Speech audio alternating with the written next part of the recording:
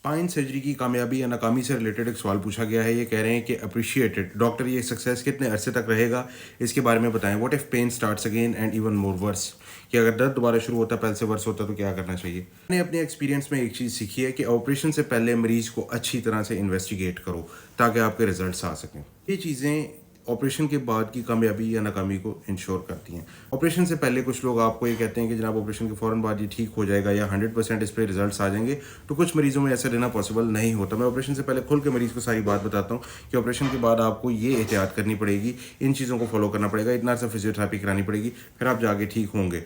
तीसरी बात इस पर यह कि मरीज़ को समझाते हैं कि पोस्ट ऑपरेटिव पीरियड में और ऑपरेशन के बाद आपने फॉर लाइफ किन चीज़ों का ख्याल रखना है ताकि ये मसला आपको दोबारा ना हो। जैसे आपने अगर स्पाइन का ऑपरेट करा लिया और उसके बाद आप झुक के दोबारा वजन उठाना शुरू कर देते हैं तो उस पर डिस्क रिकरेंस हो जाएगी। अगर आपने स्पाइन का ऑपरेट करा लिया और आपको high speed road traffic accident हो जाता है, जिस उसमें डेफिनेटली आपकी डिस्क की इस पर प्रोलैप्स होगा।